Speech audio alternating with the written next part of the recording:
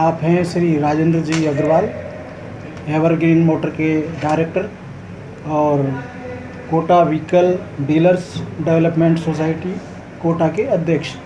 तो राजेंद्र जी, जीएसटी आने वाला है, ऑटोमोबाइल्स बिजनेस पर इसका क्या इम्पैक्ट पड़ेगा और जो ग्राहक हैं उनको किस तरह से इसका फ़ायदा होगा?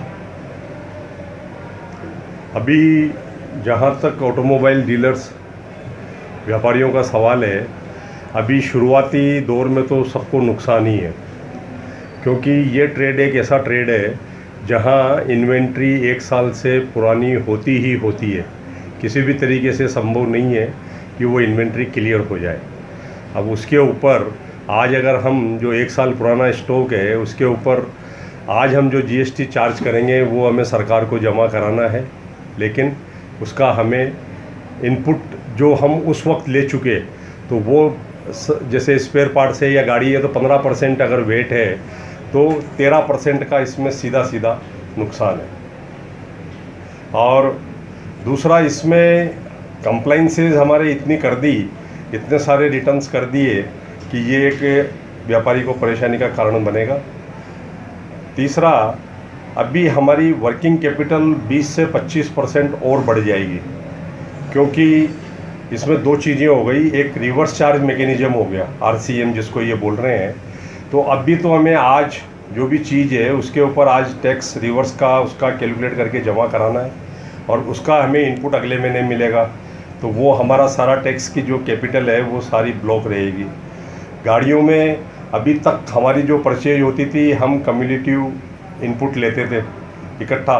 अब एचएसएम कोड आने के बाद वो गाड़ी जिस दिन बिकेगी उस दिन हम उसका इनपुट ले पाएंगे, जब तक कि वो हमारा टैक्स 28% बिलिंग हमारी उसकी ज़्यादा हो गई। तो इस तरीके से हमारी वर्किंग कैपिटल इसमें काफ़ी इन्वॉल्व होगी और ये 20 से 25% मैं समझता हूँ कि इसकी कैपिटल हमारी बढ़ जाएगी। और ठीक है, इसका अभी जो दिख रहा है उसके हिसाब से आगे चल के डेफिनेटली जीएसटी एक फ़ायदेमंद सौदा होगा और एक अच्छा होगा, लेकिन अप फ्रंट तो मुझे इसमें काफ़ी कठिनाइयाँ नज़र आ रही है और जो ईज ऑफ डूइंग बिजनेस है वो कहीं भी दूर दूर तक नज़र नहीं आ रहा। तीसरा, इसमें जो सबसे बड़ी बात है वो ये है कि अगर सामने वाले से जिससे भी हमने माल ख़रीदा और उसने अगर टैक्स जमा नहीं कराया तो वो लायबिलिटी भी हमारी होगी, उसका भी उसी महीने में टैक्स जमा होना ज़रूरी है, अदरवाइज़ उसका इनपुट हमें नहीं मिलेगा। तो ये भी एक हमारे लिए बिजनेसमैन के लिए बहुत बड़ी परेशानी हो जाएगी कि सामने वाली पार्टी अगर कोई टैक्स जमा नहीं कराती है तो वो सारी लायबिलिटी हमारी हो जाएगी। रहा सवाल, अभी प्राइसेस में कोई बहुत ज़्यादा अंतर नहीं आने वाला है। केवल जो एसयूवी गाड़ी है बड़ी वाली जो कि अभी 53% एक्साइज ड्यूटी के ब्रैकेट में है वो ज़रूर थोड़ी सस्ती होंगी। बाकी हाइब्रिड गाड़ियाँ जितनी हैं, हाइब्रिड गाड़ियों में पहले एक्साइज बहुत कम था, अब वो 28% के ब्रैकेट में आ गई है।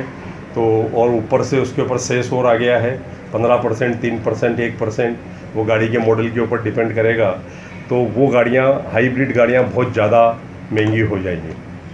और एक सबसे बड़ी बात है जो है इसमें वो है हमारे यूज्ड कार की। यूज्ड कार का बिज़नेस हमारे धंधे से एक लिंक्ड बिज़नेस है और इसमें अभी हम 2.5% यूज्ड कार जो भी बेची जाती है उसके ऊपर वेट जमा कराते हैं। अब उसके ऊपर GST 28% plus cess as applicable उसके ऊपर आ जाएगा, लेकिन वो केवल मार्जिन ऑफ प्रॉफिट के ऊपर है। तो लेकिन वो भी एक बहुत बड़ा अमाउंट होगा। अगर किसी गाड़ी पे 50,000 रुपये अगर कमाया है तो अगर उसको हम 28% और 43% अगर कैलकुलेट करें तो 50,000 पे 43% रफली 20-25 हज़ार रुपये वो उसके ऊपर वेट हो जाएगा। तो ये यूज्ड कार का इन्होंने बहुत ज़्यादा उसको एक अलग टैरिफ में इसको रखना चाहिए था जैसा कि पहले था।